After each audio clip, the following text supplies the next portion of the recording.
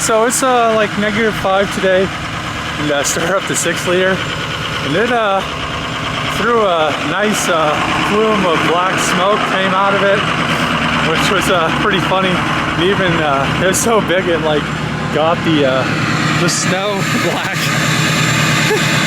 I don't know if you can see it, but the snow's like black. So that was pretty funny. I'm going over to finish the trim at my house. Well, hopefully finish. I'm sure I can, but yeah, it's pretty cold. It's snowy today. So, you know, what a difference. Yesterday was like, well, the day before was like 70, and then now it's like cold. So today I'm going to be doing, I think, quite a bit of 3000 GT stuff. And yeah, I mean, I'm supposed to be getting the subframe back from the powder coater and the other stuff. I'm sending off the files for the subframe solid bushings so I can have them made, and then also I am getting a surprise in the mail from Canada. So it's for the VR4, and it's I don't know, I'm pretty excited to get one. But yeah, I'm pretty glad, because now once I have the subframe solid bushings, I could pretty much put the subframe back in the car, and I could put everything back together, have it aligned, and I could finally actually be able to drive it, because it'll be all aligned. And I don't know, right now it seems like it's pretty aligned. It has a little shake. The tires probably need to be balanced. I'll have my friend at Nissan road balance them, do the road, what is it, road force or whatever, and then I'll talk to him about some alignment settings when he aligns it. But yeah, I mean, it's gonna come together. I'm deciding if I want to paint it. I've been really thinking about painting it, just because of how the body is. But then if I want to paint it, then I want to convert the front to the 99. But if I do that, there's like, why would I do that instead of just buying a 99? So I'm in like this weird area of, I want to like to paint the car, but I also want a 99, but I also like don't want to paint a 95 or convert it to a 99. But I don't know, we'll see. I'm not exactly sure what I really want to do right now, so it's kind of up in the air. I mean, I think painting it would definitely make it look a lot better. It's pretty decent right now. The only really big issue with it is the whole that driver's side, where that hood off of Trevor Saab blew off and hit the quarter panel, and then it had like a bunch of little dings from the people that I bought it from, had it next to their garbage can, and every time they like did the garbage, they like hit the quarter with the garbage can, and like there was like a bunch of little dents. So I mean, it definitely needs some body work, but it's like, is it worth keeping? And or would it be better to just find like a 99 that has a clear title, which is actually pretty hard, and just doing that? But who knows? We'll see. I'm not exactly sure, but I'm gonna do this stuff to it anyway, regardless. And then yeah, it'll be drivable. I mean, even more drivable than it is now, because it won't have like a shimmy. I'll recenter the steering wheel and stuff like that. I guess today is a Milwaukee day, because I was gonna order a nail gun off of eBay, but I came to Home Depot and they had one, and it was the same price. So that was pretty cool. So I got a Fuel 15 gauge nailer, so I could do all the baseboard at my house. So it looks like I'm just blowing money today. I'm gonna go over to the powder coater, pick all the VR4 stuff up, and I have to pay him too, so enjoy.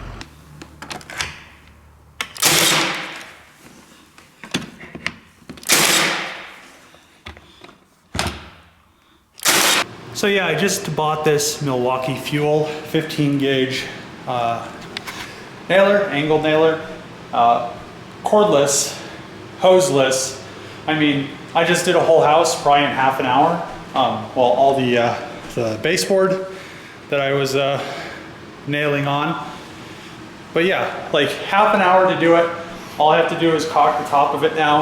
I mean, didn't have to worry about hoses dragging around or having an air compressor or any of that stuff. Milwaukee has like the best tools, especially the fuel model. They're a little bit more expensive, but you know, when you want to get something done quick, it's brushless. You really don't have to worry about hoses and all that other stuff. But yeah, I'm glad that I got all that stuff done. And while everything's nailed on, pretty much all I have to do is nail the closets, and I have to get another piece of trim. So I'll go over and exchange an extra piece of the stuff I use in the living room for some of the stuff I use in the bedrooms and the office. And then, you know, I'll probably go and right here, actually, right here I need to cut this a little bit. It was a little bit too long. And what I'm doing right here is I'm just gonna Dremel that out to kind of match, because it was definitely not, I don't know, it would have looked weird if it just like ended. So I thought I'd just come out right here, just get a Dremel with the little, the router bit, and just cut it out. The same over here, do the same thing, and then just give it a little bit of caulk. And yeah, I mean, pretty much all I need to do is a little bit of touch-up paint and all that stuff. I think I measured pretty nicely with the miters and everything. They just need a little bit of caulk, but they're not like out of line or anything like that. So yeah, it definitely is. I'm glad it's pretty close to being done and all that stuff. So what else? Yeah, if you're gonna buy any tools, check out the link below. I'll include it for the this Milwaukee Fuel nail gun that I bought. It's surprising how like nice it works and how fast it does the same stuff that you'd have to do with like an air hose, and that would be, I don't know, that would be really difficult because all the hoses and all that stuff. But, and it's actually pretty light. I think it only weighs like 6 pounds. Okay, so just pulling into the powder coater to pick up the 3000 GT subframe and stuff. Renzelman's hooking me up. So yeah, I mean, he does pretty good work. I'll show you in a sec. Okay, so I got some stuff from the powder coater back, and the wing hasn't come yet. Hopefully it comes today. But yeah, the best thing about brand new powder coated stuff is how shiny it is, and that it gets like everything. I mean, look how nice that looks. It's a little bit dusty, but I mean, look how nice that is. That's a really clean subframe. Got the front lower control arms done, the rear sway bar, all the diff mounts and all that stuff. Here's the new poly bushings for the diff mount. There's the rear steering delete that I need to put on. So yeah, I mean, the VR4 might be drivable soon.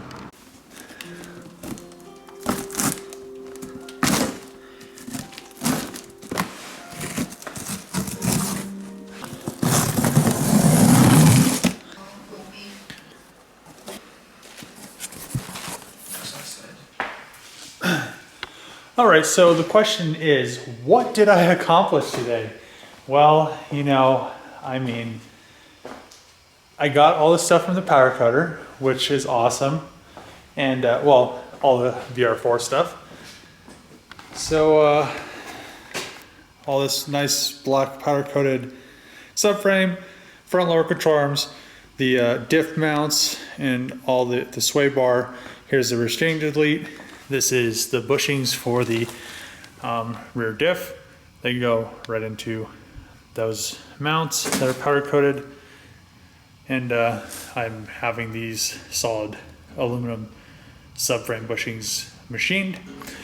Well, you know, and then people were giving me crap about that wing, and you know, I found a real one, brand new, in the box. So you know how you can tell these are real? This is aluminum.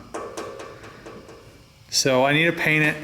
I don't know, the whole car silver wouldn't be bad, but it's kind of cool that I actually have a real one. And yeah, I mean, it's better than that knockoff one that I have that was all cracked and stuff. And I'll probably end up making this into Kevlar or carbon fiber sooner or later. Right now, I'm not too worried about it. It's just nice that it's, you know, it's nice that it's, you know, there and everything. So I'm probably gonna pull that rear wing off right now and then see what I have to do to mount it.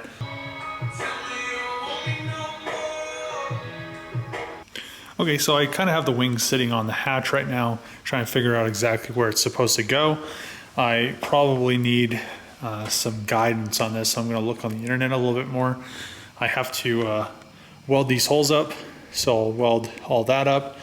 While I'm at it, I'll probably do the antenna, get rid of the antenna. This is metal, I'll probably get rid of this windshield wiper for that. And what I'm thinking is supposed to happen, I'm gonna pull the wing off in a sec, but I pretty much just stuck it in the original hole for the arrow wing on the front, right there. And then you can see on the back it doesn't line up, but it looks like it's sitting in the correct position. So it doesn't look like it's overhanging or anything like that on both sides. So I think what needs to happen is I pretty much just need to do that. I'm gonna look at some more pictures and stuff, but I don't know if it's too far back on the hatch, and I'm not exactly sure. So yeah, I mean, it's definitely pretty cool. I'm pretty excited and stoked that I got a real one now. But yeah, just need to figure out where the holes need to be so I can mount it and do the subframe stuff over there and all that cool stuff. But yeah, I definitely like how that wing looks on the car and everything. So, and I'm gonna keep the active arrow on the front. So I think I'm done for tonight. I need to figure out the whole mounting hole situation on the wing. I think that if I put the first hole right here, or the first stud right there, and then drill the other hole for that stud, it'll be the right distance back. I'm not exactly sure if that's correct or not. I need to definitely look at some more pictures and stuff of actual cars that have these, and then I'll have to drill the other two holes and everything for the for this little clip and that other stud. So I'm actually glad that I got this, and you know, I'm surprised that I found a brand new one in the box, which was actually really amazing. But yeah, now I'm going to go inside, hang out a little bit, and you know, I got all the powder coated stuff and all that good stuff for the VR4. I just need to get those bushings made, and then I can put everything in the car. I'll probably hope tomorrow I'm going to be moving some stuff, so I won't be really doing any car stuff tomorrow, but I could put in some bushings into, I could put the diff bushings into the brackets, not tomorrow, but maybe the next day, we'll see, maybe Friday. But and then when I get the subframe bushings that I designed, I could put those in this. They should just be pretty much what I'm going to do with the bushings for the diff, the poly ones. I'll freeze them overnight, and they should be really easy to press in. That's usually the best way to get bushings to in. You freeze them, like bearings that are going to go on a shaft, you heat them up. They usually expand like a millimeter or so, thermal expansion. I'll do the same thing with these. I designed them to be almost a little bit of a tight fit, so they don't have an issue. But over here, it looks like the powder coater kind of dinked this corner. They might have dropped it, so I need to probably just give it a little tap with a hammer and hammer it out. But other than that, everything else is good to go. I'm just glad that it looks so nice, even though it's going to be under the car. I won't have to worry about a bunch of, you know, a bunch of rust or anything like that anymore. If you like the video, subscribe, comment below, click the bell in the corner by the subscribe button to get notifications when I post new videos. Thanks for watching. See you next time.